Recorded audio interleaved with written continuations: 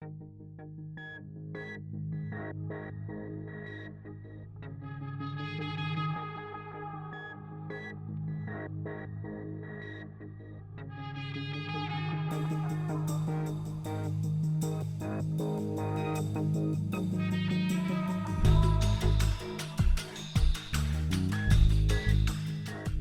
welcome back to the Cinema Circle podcast, continuing our discussion of the new James Bond film Skyfall.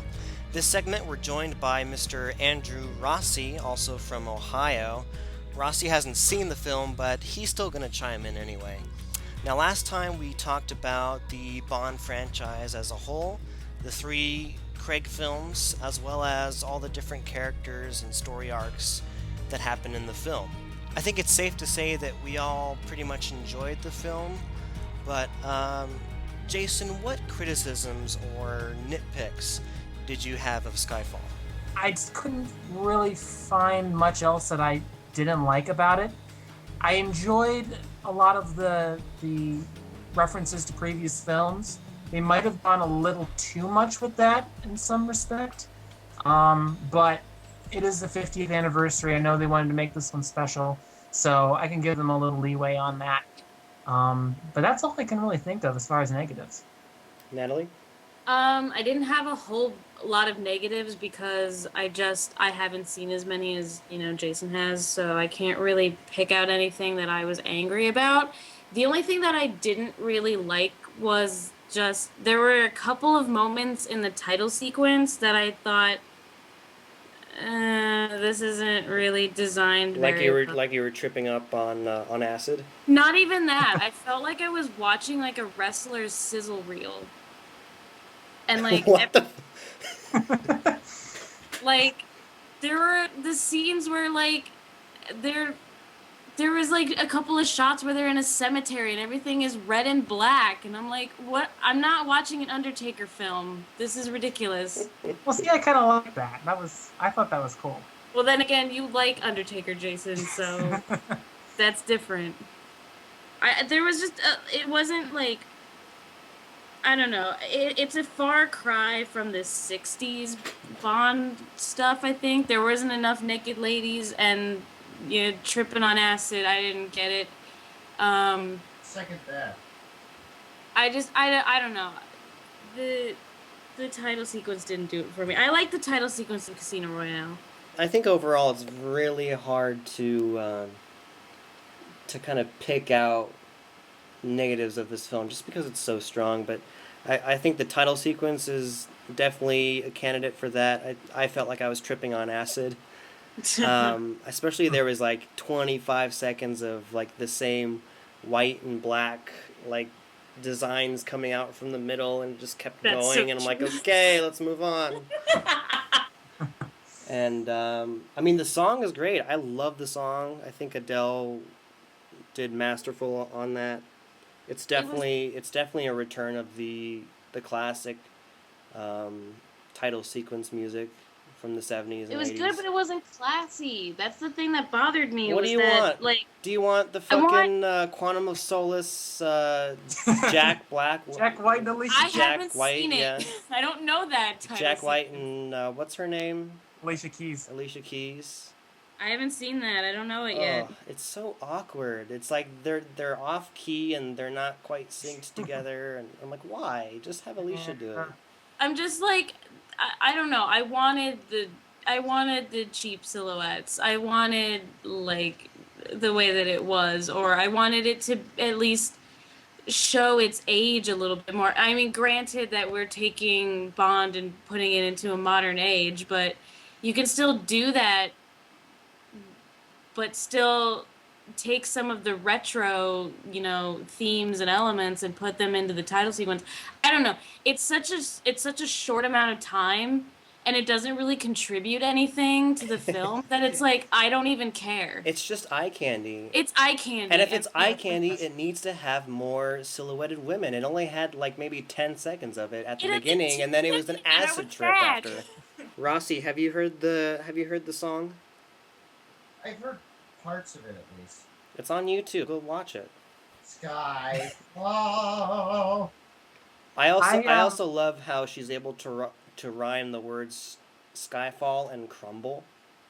Yeah, Like, you're really stretching it there. that is stretching it. But yeah, when I first heard the song, I didn't like it all that much. I'll be honest. But the more I've heard it, the more it's grown on me, and now I really enjoy the song. I think it's great. It just took for me. It took some getting used to, but I do like it now. Mm-hmm. I liked it immediately from the beginning because I heard it leaked and I heard like the first minute of it. It was great. Well, it's not really a leak if they put it out there. Well, no, I mean it. I don't know, Elliot. Jeez. So, M. I liked her character's retirement. I thought they did it with a lot of grace, and it definitely closed out her story arc. I loved it.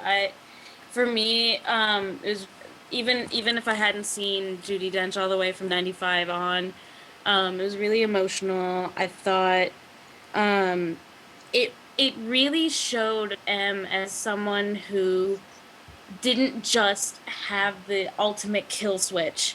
Like, she cared about him. Like, enough to, like, flub his test scores to be like, oh, he's actually... Like, you're ready, but you passed by the skin of your teeth. And it's like, no, you didn't actually pass, but we're gonna let you go anyway. Mm-hmm. I really liked... Like you said, I mean, it was a good portrayal of her as not only someone who has power, but also someone who cares. And was like a mother figure to Bond. Her conclusion was, to me, just it was very satisfying in a weird sort of way. Yeah. Mm-hmm. And we also see like the peaceful transition from her to Ralph Fiennes' character. I love that we get to know him a little bit before he takes over. And go ahead. I was just gonna say I agree with that completely. At first, I was surprised at how quickly I transitioned to liking him. Because he seems like kind of a dick in the beginning, right? Yeah. He seemed like such a tool, and I was like, oh, I'm not gonna like you. You're never gonna come back. You'll probably die or something. And like he surprised me at just how much I liked him. He ends up like taking a few shots and being a real cool dude. Mm-hmm. I also like this. I also like the fact that he just doesn't take over the position, but we see him when Q and the other guy are trying to coordinate with Bond secretly to allow them deniability if they need to. He just goes, "Oh, you're doing that? Carry on." Yeah. Yeah, I really like this is the first time we've seen a transition of M's. He's the fourth M in the series now, and with the others, they've just sort of appeared in the next film. Mm-hmm. You don't know what happened to the previous ones at all, really.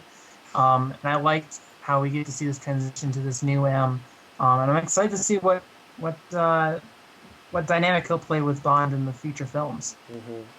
Did we ever see? This is just a question. Do we ever see like a Moneypenny transition In the No. franchise, or Yeah. No. No. Okay. Because that was something that kind of bothered me a little bit. Was that the film kind of, to me, like, because I had never seen a transition of an M before, I don't think. of a Moneypenny or an M? Well, anybody, like any higher up. I was just. They're just there, right? Yeah, and I was just like, what does this mean? Like, does this mean that we're starting over from the beginning? Like where? Because that was the continuity of Skyfall kind of like bothered me, and like I understand now that it's a continuation of the same line, but it was for me interesting just to see how you handle a transition. Mm-hmm. I think in a way, the three Craig films are themselves a transition. I think before the first one even came out, they said, this is going to be the story of how James Bond became 007.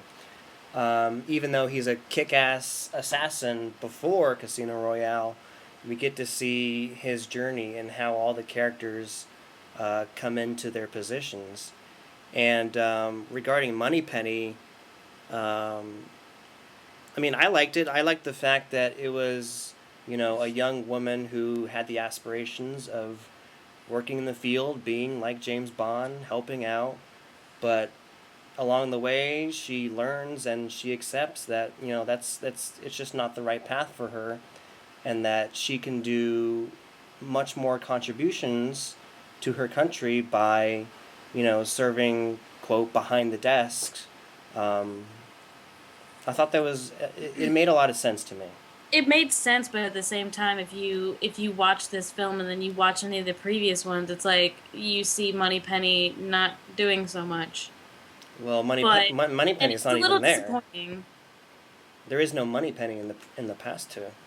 Yeah, there is. There's Moneypenny. Like, I mean, I'm talking about like Connery I on. mean, with Oh. Connor, yeah, this is the first one with Craig, but Yeah. Yeah. yeah, it's a different. I mean, it's a different actress, obviously, but it's a different take, and we get it. It's I liked it kind of for the sense that we see how their relationship has evolved. She nearly kills him at the beginning of Skyfall, and so we see this sort of it's a special relationship, and we understood that from the Connery area how their relationship is a bit different. She's like the only woman that he doesn't really have too much of an interest in, and we never really understood why until this film.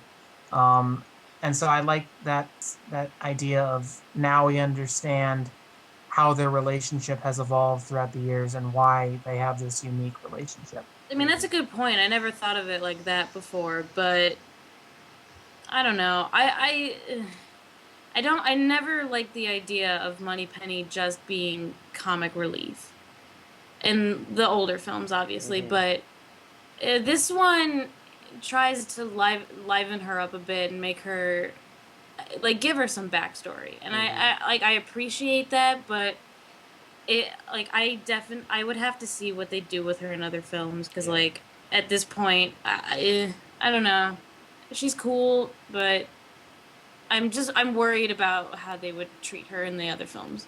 But wait a minute. Are we done talking about Judi Dench as M? Do you want to chime in? Well, yeah, because you see, I'll admit I read some spoilers online. You son of a And I bitch. have to say, in terms of retirement, having Judi Dench... Don't say it. Don't say it. Rossi, no! Having her turn into Two-Face at the end was a very good progression of the series, and I think having Voldemort take her place was it added a kind of depth to the story that I think was completely missing before. They also You know did what I'm they also talking did a about? great job on the CGI on the half of her face. Way better I than know, right? way better than Nolan ever did. And then that final scene when she enters the room and then you have like Blofeld and Oddjob and Jaws all sitting there waiting for orders. I thought that was perfect. Oh, can we have a battle royale of all of them? I think that'd be great. It's Yeah. called Goldeneye. Go get it. Hey, you're one to talk. All right. So Anyway. so back to my nitpicks. Number one out of the two, the shaving scene. I was Yes. like, what? Oh. Like, I mean, I understand it kind of builded on Bond and what was then the other agent girl, which we now know as Moneypenny. I understand that it was there to provide some development for her and their relationship. I just thought they could have done without the shaving, you know? It was a little weird. It like I don't know. It almost felt like we were watching someone's fetish being played out in a movie. Exactly. Well, that's And what the James Bond series is, just one guy's fetish. that I would have. It's also a girl's fetish of, they Yeah. just some deep desire to, to be swept off their feet and defended and I guess, but If he's a Pokemon trainer, then it's Natalie's fetish. shut your face.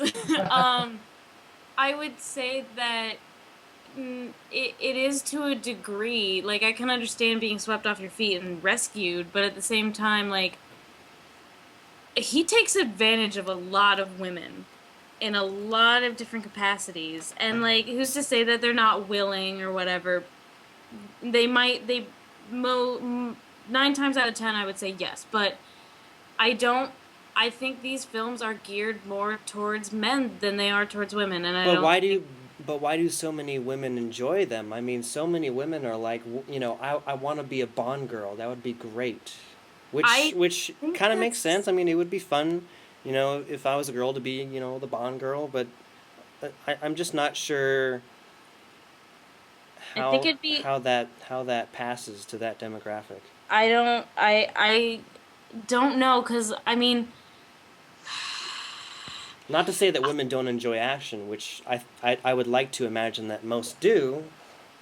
I'm just not sure how the like what movie makers do to make that demographic more interested. I mean, is that like what you're unsure about? Because I'm just not sure, especially in our more progressive age, how women are interested in the typical Bond girl archetype. I don't understand. I don't know. to me, I'm gonna say that I don't really either. I don't really know why I like Bond so much. I don't I think it's this sense of adventure And the glamour, and the right, of the foreign glamour. countries and the big parties where everyone is in a dress and a suit, that kind of Yeah, thing. I think that it's a higher class type deal than I'm trying to think of some because I Jason can under Bourne, yeah, I don't know. I haven't really or seen. the endless Jason Statham movies that we get every 2 years, where I he's the haven't same seen. character. I haven't seen a Jason Statham movie. I'm gonna pride myself on that. I think that because I mean I can't say for a comic book movie because I mean everybody knows Spider-Man. Like you can go see an action movie about Spider-Man and you'll like it and you'll get it because like Speaking of Fine. Bond girls, Jason, who's your favorite Bond girl? Only Oh, one. you threw that one at me. Only one. Um, only one. that's really hard. And explain, just like your SAT tests. I would say Vesper is up there. If she's not number one, she's definitely top three. Which one is she? She's from Casino Royale. Mm. Oh, the I white. think we agree, Jason.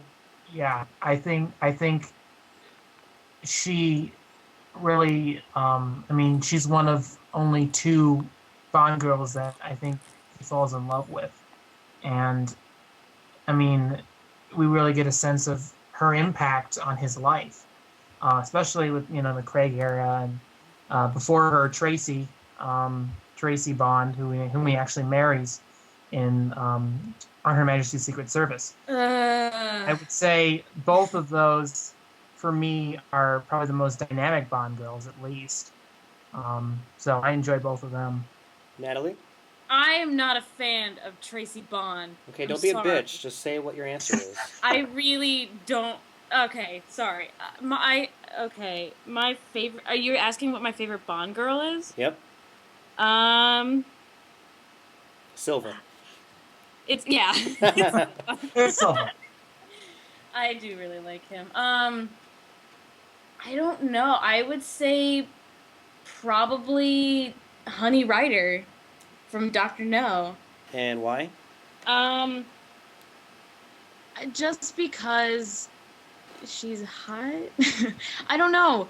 I can't really describe why I like. Okay, so I choose mine too because they're most This is what we dynamic. call nostalgia. When you pick Yeah, the and first Bond girl and you just don't know why. It's I called know. nostalgia. It can't be nostalgia if I've never seen all of them before and grew up with them. Jason, before I interrupted you, what were you saying? Yeah, I was saying I chose mine on those two dynamic characters. Natalie, you're saying because Honey Rider just because she's hot. No, I admire her ability to survive in the wild. Because isn't it like established that she lives on that island? I don't think she lives there. I think she just collects her shells there. Oh, okay. Jason, you were saying about how Vesper combines the two major points of the Bond girl. Is that what you were saying? Yeah, I guess I was just saying that, like, most of the Bond girls in the series are just there as eye candy, basically. There's some that are more helpful than others. Some help them out, like Honey Rider is an example of that. But I think there are two that are the most dynamic and the most memorable, and I think those are Vesper and Tracy. Rossi, what's your favorite Bond girl?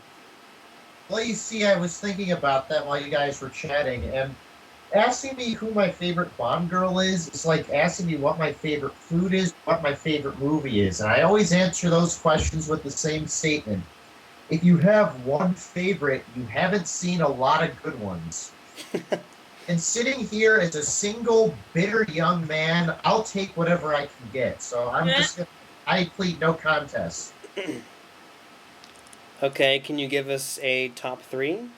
A quick top three? Well, given my limited experience, whoever we were talking about from Doctor No, she's up there. I'll throw Pussy Galore in there for good measure. Just because of the name? Hmm? Never mind. Yeah, I'll go with the name. I'm cool with that. And I'll go with Vesper too. She's a fox. Can I add one? I want to add Xenia from Goldeneye. Oh, adding a villainess in there. Yeah, I really like the idea of a villainess, and I like her superpower. She can crush men with her thighs. I think that's great.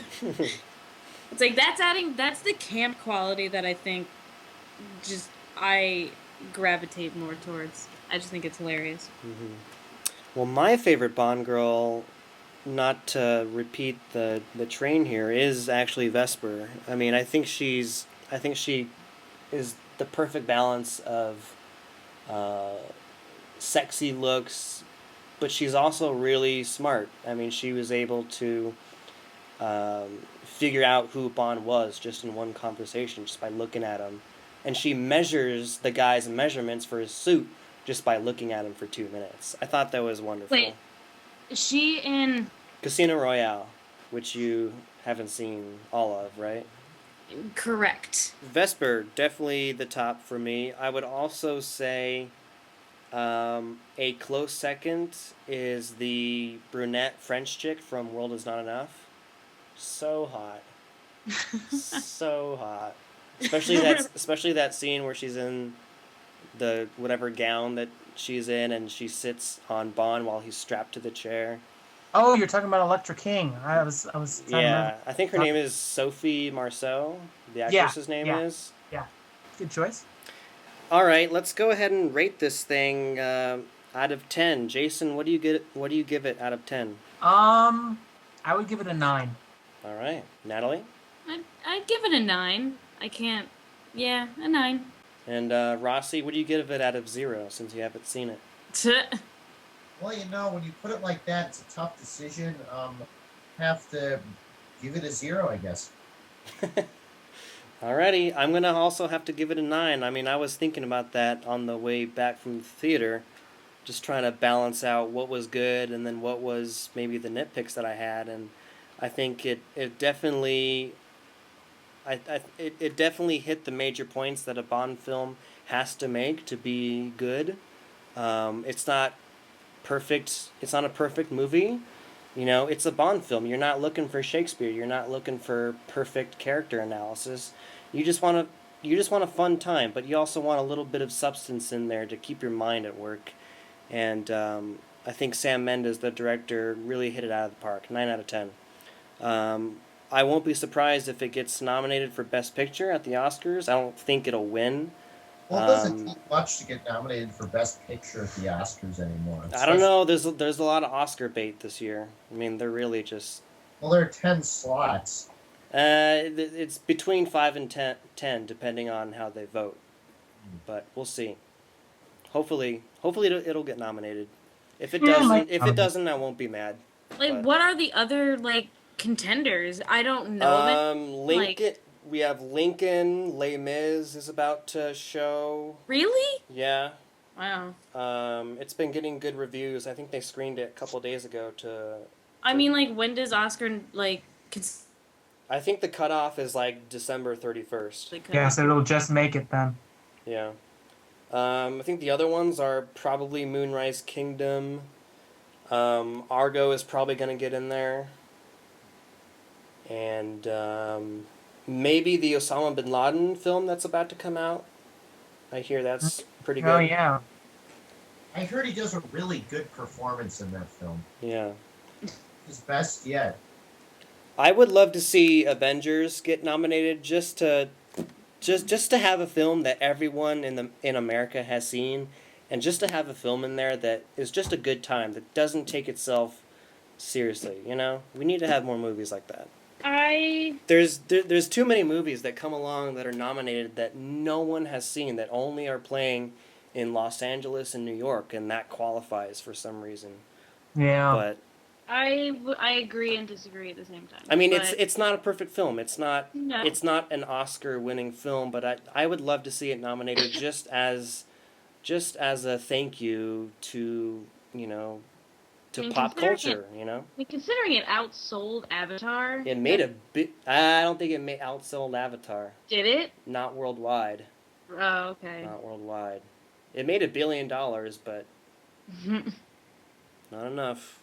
I at least should get a writing nom, if Yeah. anything, Yeah. because I think the writing was really good, but I thought it was a disappointment that Dark Knight didn't get nominated, just because there was only a maximum of 5 slots, whereas the year after that they bumped it up to 10, and it definitely would have been nominated. But anyway, so yeah, I give it a 9 out of 10.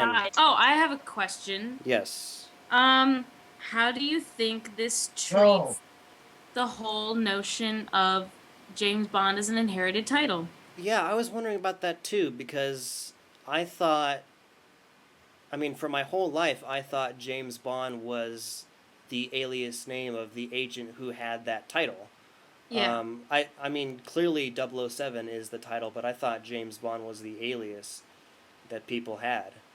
But I guess, we see that shot of his parents' gravestone, and, the names are Andrew Bond and Monique Bond, yeah. Yeah. I was surprised by that. I was confused, but I think I looked it up, and yeah, I guess his real name is James Bond.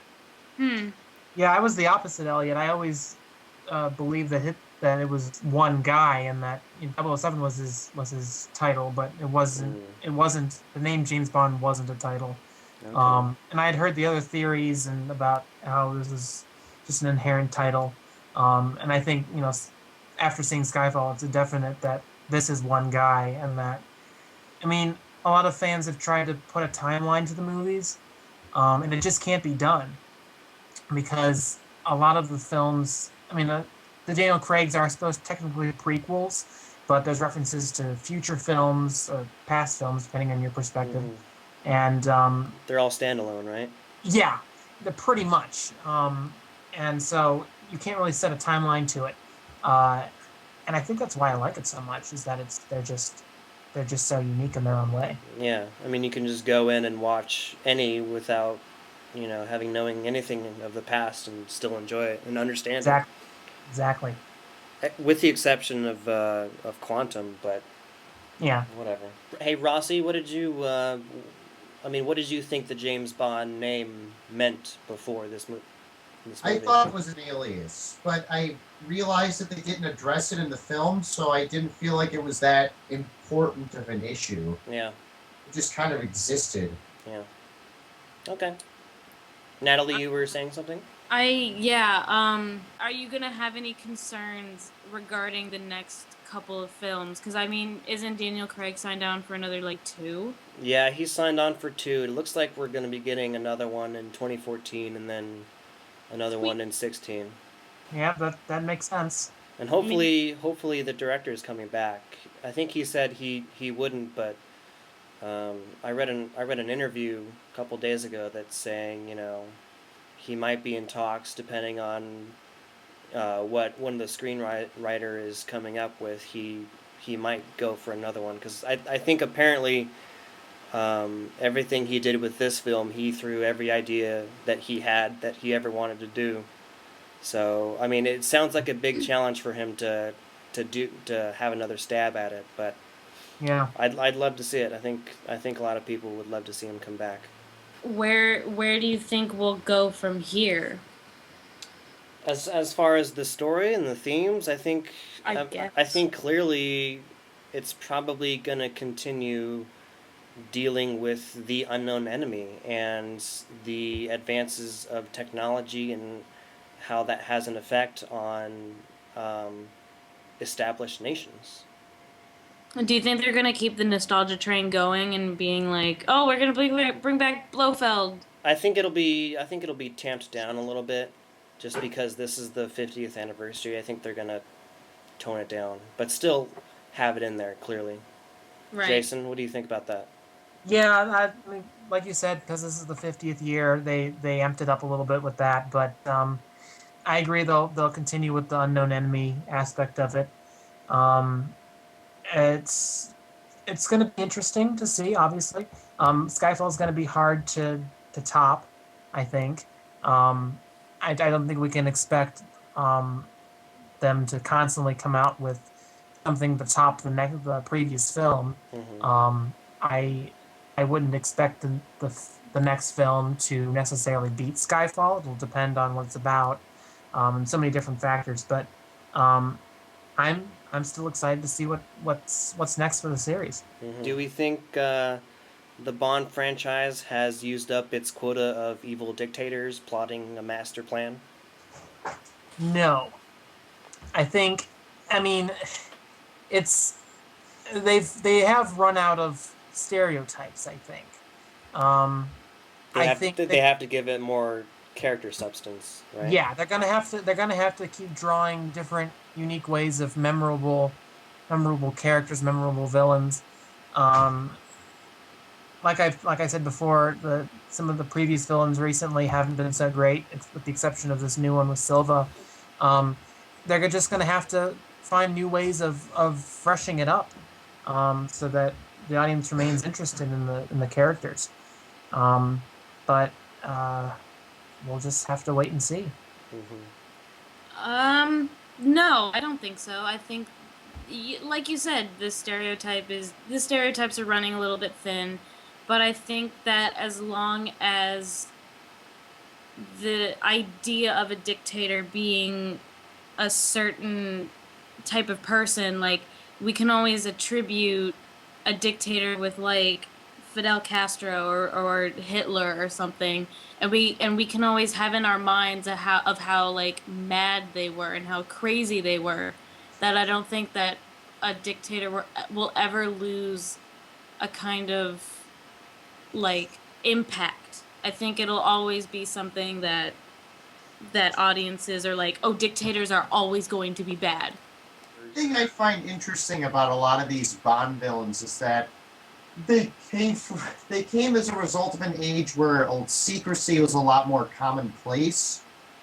So like it was during the Cold War when the first ones popped up. We didn't know what the hell they were doing. And now as I watch like current culture and where we're going, we're more interested in like the secrets our own government's hiding from us as opposed to what the foreign powers are working on in there. Because the Cold War is over and whatnot. So I'm going to say yes. I think that dictator kind of idea is losing its freshness or lost it already, but I always like to be pleasantly surprised. So I challenge the series in the future to keep surprising me in that way. I mean, it would be interesting even then to have the home power of like the motherland be like your own country being its own problem, I guess. But I think that would take it a little bit more into like a different type of film. Like a James Bond wouldn't go against M and in any like point, I don't think. So I think that whole notion of our country having more secrets than we are allowed to gain access to. It's an interesting idea. I don't think it fits with a Bond film. And then though. at the same time, that brings up another interesting point is that the greater the threat, the more unfeasible it becomes for one person to counter that threat. Yeah. And you're getting to the point where it's like, if you want to make this a movie and want to have a good plot, you're going to have to go to like more Roger Moore, Sean Connery extremes, where it's kind of absurd that one person's able to dismantle this organization. You have the villain that defines himself by defeating this one man. Super soldier, right? Exactly. Yeah. So the modern ones seem to be taking a different twist where it is believable that one man can take down this one villain. And if they want to keep that up, then the threats are going to have to be kind of curtailed by that. Yeah, you're absolutely right. I think what we have seen in Skyfall is that we're moving away from the master plan type of threat, but we're also introducing more dependency that Bond will have with his coworkers, with M, with perhaps Moneypenny plays a strong role in the next couple films. Maybe we get introduced to like a 008 who is the up and coming guy who might be transitioning. I think by Shia LaBeouf. God no. No. We need a scene where he fences with somebody or something. Thinking about like where the series could go in the future, and I feel like Bond at the end of the day isn't the thing that sells the James Bond movies. I mean, it's kind of turned that way since Craig took over, which I think is a good thing.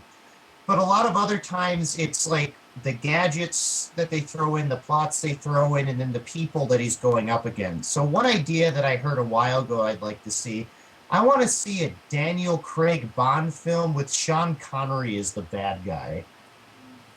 Just for pure awesome sake. And then I'd also like to see them kind of meld that not sci-fi, but that kind of heightened reality from the Connery and Roger Moore series with this new kind of contemporary style. Because, you have this new kind of grittier, more realistic take, which is really cool, but that other stuff is just so damn fun.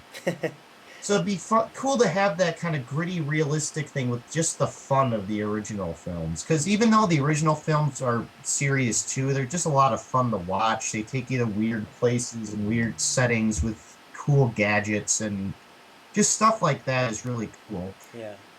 Did you guys ever see The Rock by Michael Bay?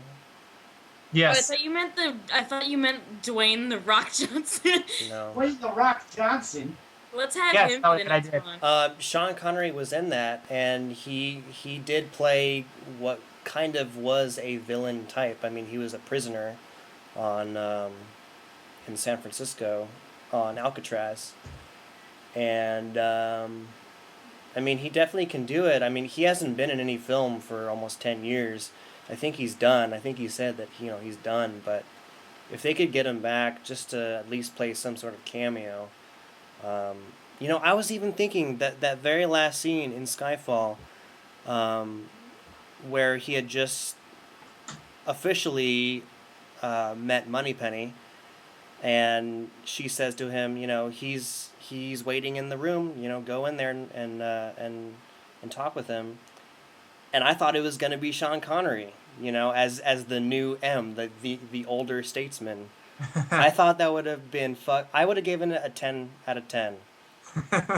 And even if they didn't bring him back to be the official M for the other one or two movies, just to have that ending would have been perfect. Did you guys have that notion when that scene was happening, or am I just tripping on acid? I didn't. I pretty didn't. much figured that it was going to be Mallory. Okay. And sitting in that chair, but that's interesting idea. I don't think Sean Connery wants anything more to do with Bond, so I'd be surprised. I think he hates it now. I think He after wants he something to do with left. it, I think. I have a question. Yeah? Okay, when watching James Bond or just being attracted to the idea of James Bond. Do you ever like fancy yourself wanting to become James Bond? Oh, of course. Definitely. Sometimes. I mean, I think it'd be pretty fun to like chase down a guy on a motorcycle and fight with him. But I mean, like, is that why you like it? Is because you want to be James Bond? I don't like the Bond films because I would see myself in that role. I just like I enjoy seeing the character go through the struggles of trying to protect Britain and just the overall glamour of it. They go to these exotic countries and party it up and deal with gadgets and it's just a fun thrill ride. I'm not invested in the character at all. Okay, I'm just curious. Yeah. Interesting. How about you guys? I'd kind of agree with you, Elliot. I mean, there are times when I do, fantasize. Oh, what if I was James Bond? It'd be nice to like walk up to a woman and just start making out with her, and her being totally okay with it. Totally fine with it. I wouldn't complain to have that ability, but it's I also enjoy just sitting back and watching Bond being Bond, and it's just captivating when you watch it, and whether you think of yourself as a Bond like character or not, it's still so much fun to watch. Rossi? There's a list of movie characters I'd like to be. He's not very high on that list. Okay. I wouldn't say no, but I don't know. All right. You just like seeing the thrill of it, the glamour of it, that type of thing. Yeah, I'm not going to project myself into James Bond's life. I'm just going to see an action film. All right. Yeah. It's been great, guys. Jason, thanks for joining us. Natalie, it's Woo! always been a pleasure. Rossi, thanks for your insight, even though you haven't seen it. Go out and see it, man. Die, Mr. Bond. All right. And that concludes episode 1 of the Cinema Circle podcast. For my co-host and guests, thank you so much for listening. We'll see you next time. Bye-bye.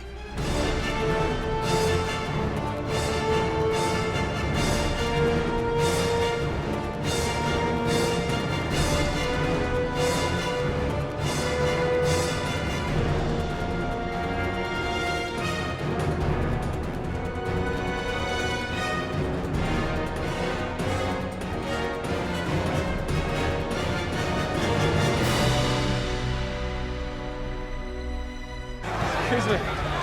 Pardon me. I just want to get through there to this door over here, if you don't mind. Thank you. Thank you. What's up? This is his house. Yo, what's up, man? How you doing, No. That's my friend Mitch.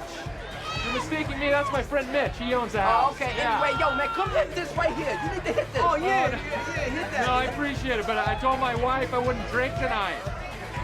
Besides, I got a big day tomorrow. But you guys have a great time. A big day? Doing what? Well, actually, pretty nice little Saturday. We're gonna go to Home Depot. Yeah, buy some wallpaper, maybe get some flooring, stuff like that. Maybe Bed Bath & Beyond. I don't know. I don't know if we'll have enough time. You know what? I'll kill you. Okay, you know what? Give me that thing. Yeah, I'll do one. We gonna do one. Do They gonna do one. Let's go. They gonna do one. Do one. Do you, baby? Oh! That's a talented man right there. Woo! That's what I'm talking. Do it up again. It's so good. Once it hits your lips, it's so good.